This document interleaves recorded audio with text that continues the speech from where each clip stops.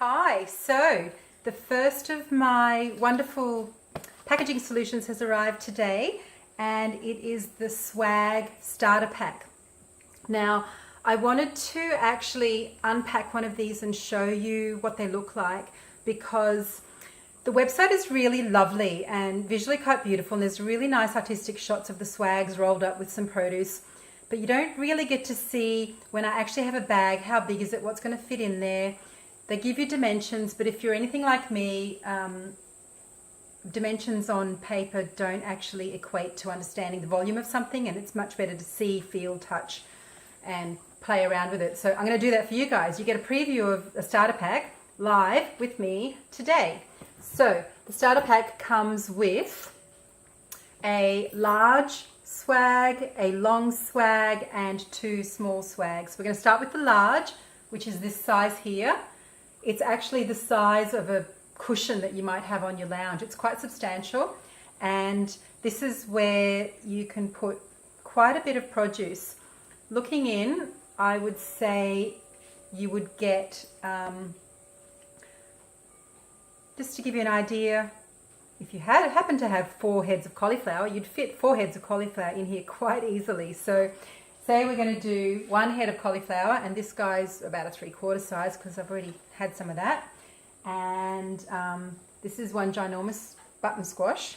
That's going in there. And then here's some broccoli. That's going in there. So all of that has maybe filled a third of the bag.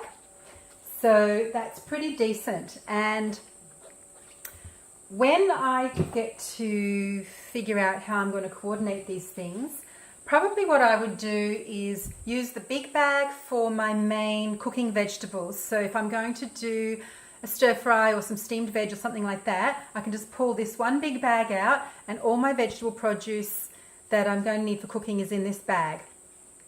I think that's how I'm going to do it. And then look at the other bags for other produce, vegetables and fruit. So the next size is the long swag. Oh, I will mention that you don't have to buy them as a pack. You can buy the bags individually and then tailor, okay, I want 2 big ones, 2 small ones, or whatever, and do it that way. I went with the starter kit because I figured I'd probably use them no matter what shape they are, and I just wanted to see how that all came together. So this is the long bag. I'd say it's designed for things like bunches of celery, bunches of silver beet, things like that. You could easily get a whole bunch of celery and a whole bunch of silver beet, like a decent bunch of silver beet in here, and that would fit quite nicely.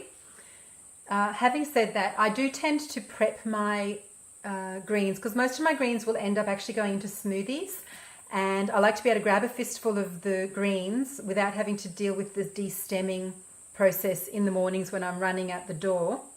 So I will prep, de-stem, and wash all my greens before I bag them. So I would probably use just a normal bag for the greens and not necessarily keep them on the stems.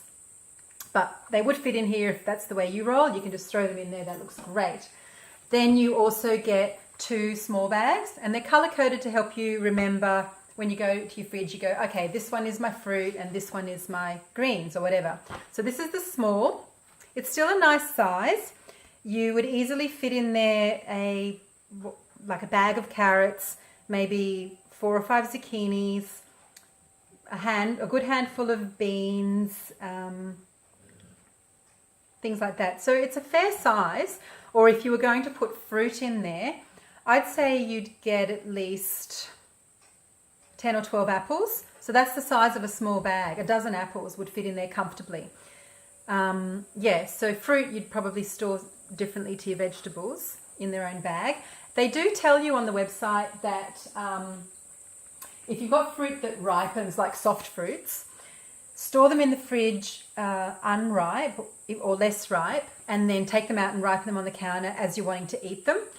If you ripen them all on the counter and then put them in the fridge, you're going to deal with like mushy nectarines and maybe some staining on your bags, things like that. So their advice is to go the other way. They actually do have a really lovely comprehensive manual, if you like, on how to store different types of produce, like mushrooms are treated differently to corn, to potatoes, that sort of thing. So they've really gone out of their way to make sure that you get the best from your bags and the best from your produce, which is quite lovely.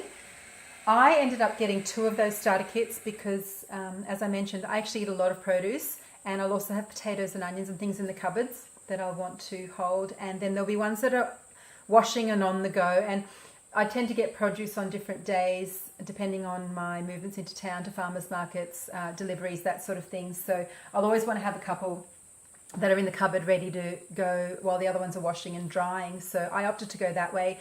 But I would say for a normal person or couple, 1 single set would probably be enough. And yeah, you do need to wash them before you use them. And then the other thing is that when you put your produce in there, they say to dampen the bags on the outside, like spray them or just gently sprinkle some water on them to dampen them. And that helps to keep the produce fresh longer. And every few days, just check the bags if they're drying out, give them another sprinkle. So I might grab a little spray bottle and use that to do that with. That's pretty much it. And maybe down the track, I'll let you know how that went. But I did talk to a friend of mine who uses these bags, and she absolutely swears by them, raves and raves and raves about them. So I'm pretty excited to get going, and I have to wash them first before I do. So I might get back to you in a few days' time with how I'm finding that. Thanks, guys. See you.